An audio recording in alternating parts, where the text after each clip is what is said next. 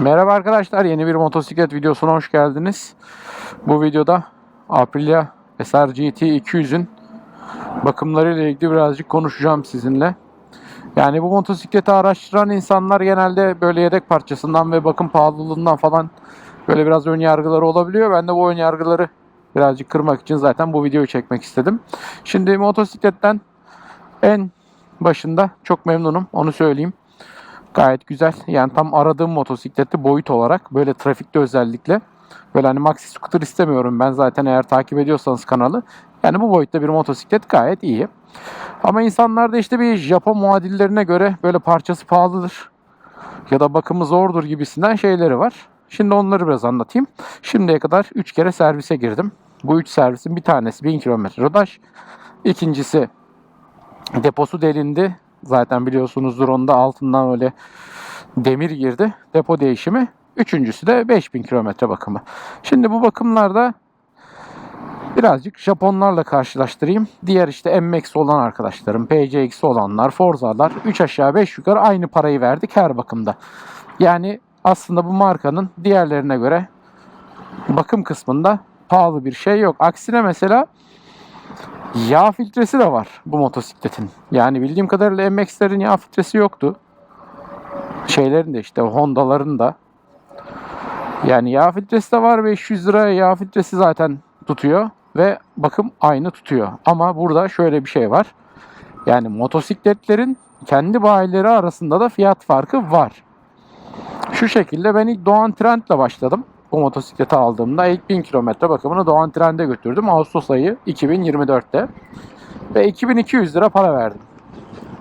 Yani Ağustos ayından şu anda işte 2025'in Mart ayına değişen fiyatları hepiniz biliyorsunuz. Neredeyse ekmek bile 2 kat arttı. Ama bu bakım fiyatı 5000 kilometreye girdiğimde çok fazla artmamış. 2500 lira para ödedim. Bunu da Moto Ek'te ödedim. Cüneyt Usta ile tanıştık. Kendisinden çok memnunum. Çok güzel bir şekilde motosikletimin bakımını yaptı. Yapılması gereken şeyleri söyledi ki şu an ben bu motorun bir kere kaldırımdan böyle inerken tık diye altını vurmuştum. Ondan mı oldu? Yoksa depoyu değiştirirlerken Doğan Trend'de mi oldu bilmiyorum ama egzoz manifold contasından bir kaçak var. Yani orada biraz böyle bir motosiklet rolantide çalışırken sanki böyle egzozuymuş gibi çalışıyor.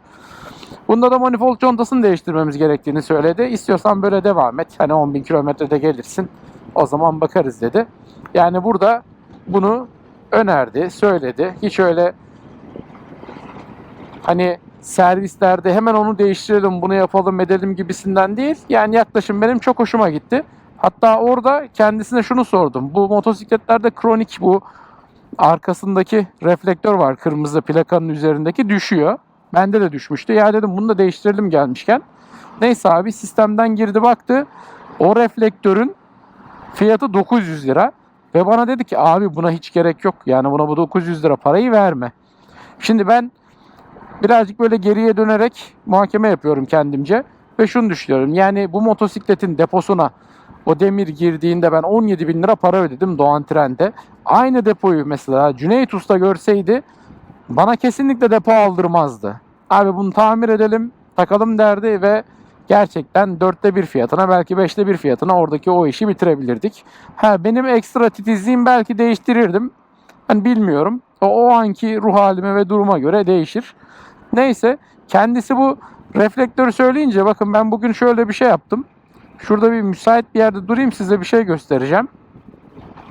Nerede durayım? Ha, şurada duralım bir yerde. Neyse, hatta ileride zaten parkın oraya doğru gidiyorum. Orada gösteririm. Şimdi ben bu motosikletin o arka reflektörü yerine gittim 50 liraya Kaan Elektronik'ten böyle büyük karavanlara takılan kırmızı renkli reflektörlerden aldım. Hani bayağıca büyük, yani oradaki ebatından büyük. Ne yapacağım? Ben oradaki ebatındaki yere göre onu keseceğim. Düzgünce etrafını zımparalayacağım. Tam aynı şekilde yapacağım. Ondan sonra içine Dyson'la yapıştıracağım. Ve 50 liraya bu olayı çözmüş olacağım. 900 lira nerede? 50 lira nerede? İşte burada servislerin bakışı da birazcık önemli oluyor. Müşteri tarafındaysa eğer. Abi bir türlü ben başka bir yere götürürüm. Hemen bu değişecek diyor. Takıyor adam. Ha, fiyatı da bu kadar diyor mesela. Onun için ben Moto E'yi beğendim. Yani Moto E'yi yalan yok, tavsiye ederim. Gayet güzel. Motosikletin başında duruyorsunuz. Bakımını yapıyor. Bakımdan sonra benim motosikletim çok kirliydi hatta. Öyle onun geyiğini yapıyorduk. Ondan sonra bir dışarıya çıktım. Dolaşmaya gittim, bir geldim. Yani bakım bittikten sonra bir de çok güzel yıkamıştı kendisi. Sağ olsun, çok teşekkür ettim hatta ki hava çiseliyordu. Dedim abi nasıl olsa bu gene kirlenecek yani. Keşke zahmet etmeseydin. Olsun dedi. Hani gayet güzel, temiz oldu.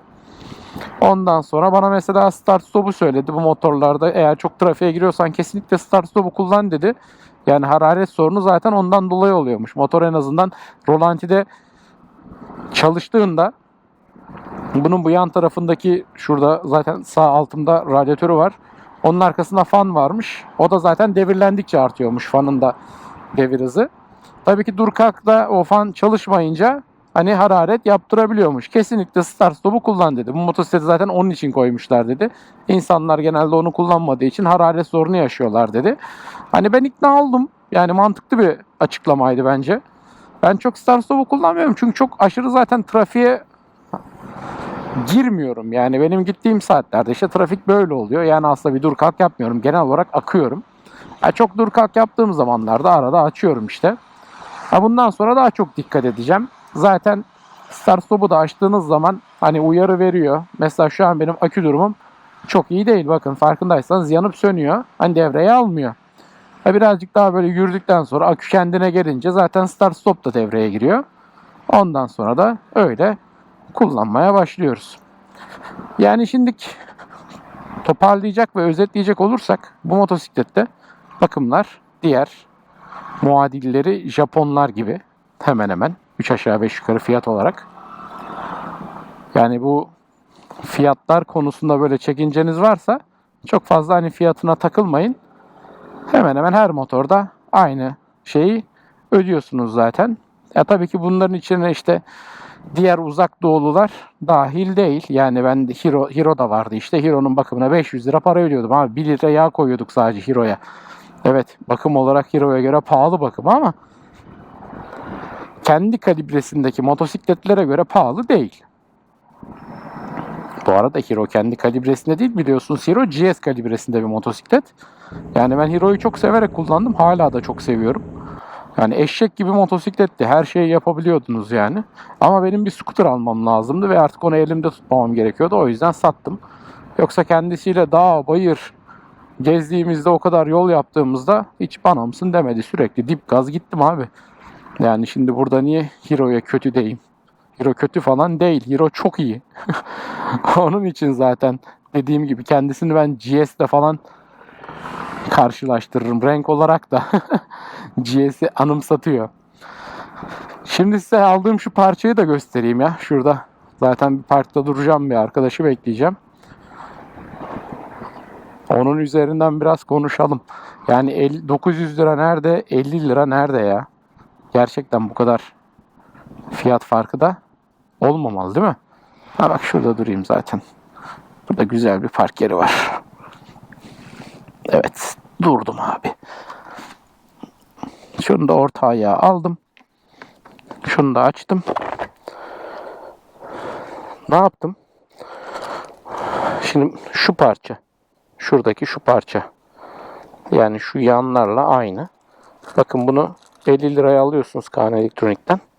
Ben buraya göre kesip buraya yapıştırıyorsunuz ve gayet orijinal parçası oluyor. Hatta burası geçmeli. Arkasına Dyson sıkıp yapıştırırsanız bu bir daha düşmez zaten hiçbir şekilde. Tam ölçüyü alabilmek için ofisten yanıma kumpas aldım. Aprilia'ya bir kumpas operasyonu yapacağız. Şuraları ölçeceğiz. Ondan sonra ona göre keseceğim. Köşe ovallerini vereceğim. Yerine oturtacağım ve yapıştıracağım. Bunu da zaten bir kendin yap videosu gibi başka zaman bir videoya koyarım sizlere. Çünkü nerede trafikte bir Aprilia görsem o arkasındaki kırmızı reflektör düşmüş oluyor. Onu da bir kırmızı reflektör çözüm diye koyarız. Bakın bu hala vurmaya devam ediyor. Bakımla motosikletin genel işletme giderleriyle ilgili söyleyeceklerim de bu kadar. Kendinize çok iyi bakın. Görüşmek üzere. Keyifli sürüşler diliyorum. Eğer aklınıza bu motosikletten almak varsa hani hiç düşünmeyin, alın. Gerçekten kullanması falan keyifli. Görüntüsü de gayet şık, güzel bir motosiklet.